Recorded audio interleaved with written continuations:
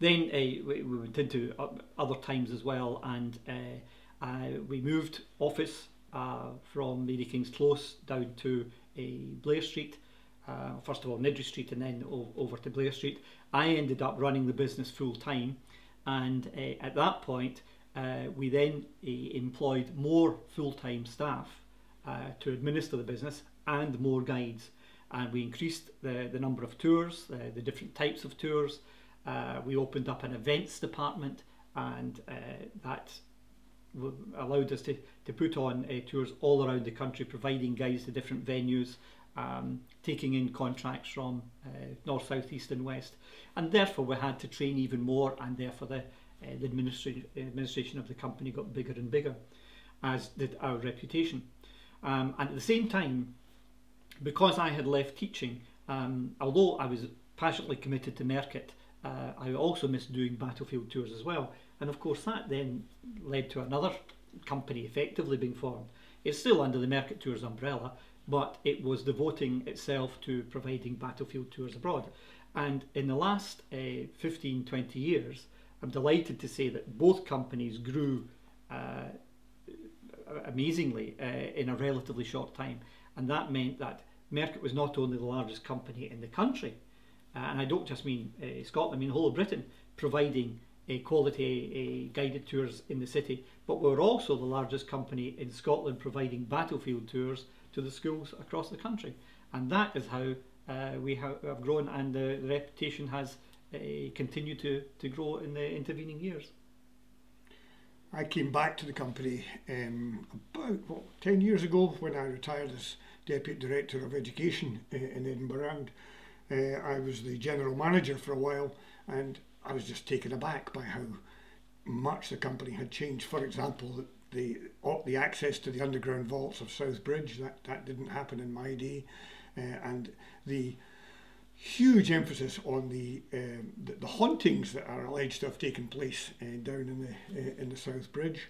But also I noticed the level of respect in which Mercat Tours was now held.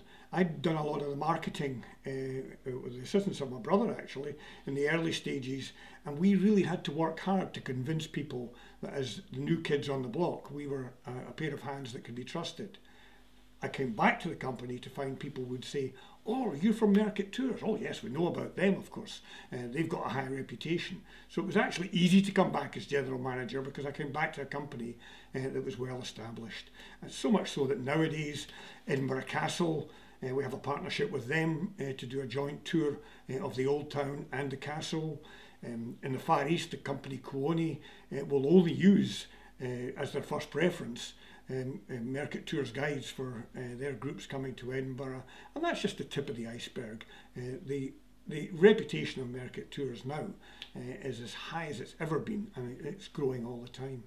One of the reasons I think for that is because, apart from the excellent work that you put in at the beginning to set up the marketing, that was continued on by my wife Wynne, who came into the business as well. And with her felicitous turn of phrase and superb organisational skills, she built up a tremendous reputation for the company, which I'm delighted to say was then taken on and further by her daughter, my daughter Kathleen. And as a result of that, we, as you say, our reputation is second to none. And when people come with us once, they come back again. And again, and again. One of the things that we were all very keen on when we started is that we should work very well together, that we should create an atmosphere that meant that when the visitors joined us, they felt that they were friends as well as customers. And although we didn't set out with this in mind, I think the idea evolved that yes, if you're looking after the customers, you have to look after the staff as well.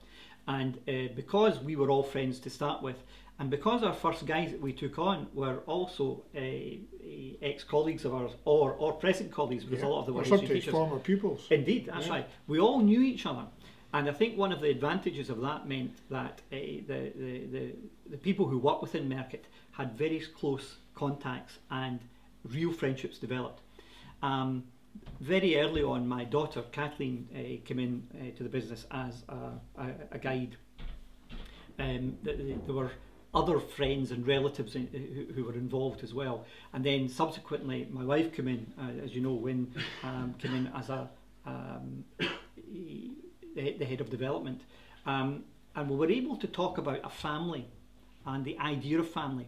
And a lot of the guys who had been with us for a long time became close friends and extended family as well.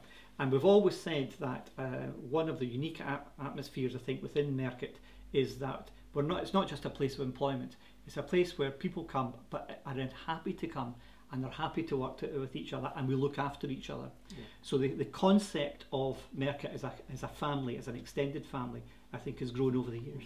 Des often says that because it's a family, nobody ever leaves the Mercat family. And I remember meeting up with him when I had actually left the company, and he would often just use that phrase and say, but Frank, you're still part of the Mercat family. And that was really good. And I mean, when I think about it, it was something that I did with my family as well, because my brother was involved in helping us with marketing at the beginning. When I came back as general manager, my daughter was involved with Mercat Tours, and we'll just let everybody know that my nephew's on the other side of the camera at the moment. And again, so many other people who work with us, surely her son and daughter have both been involved as well. So we really are a family business with a capital F. Yeah.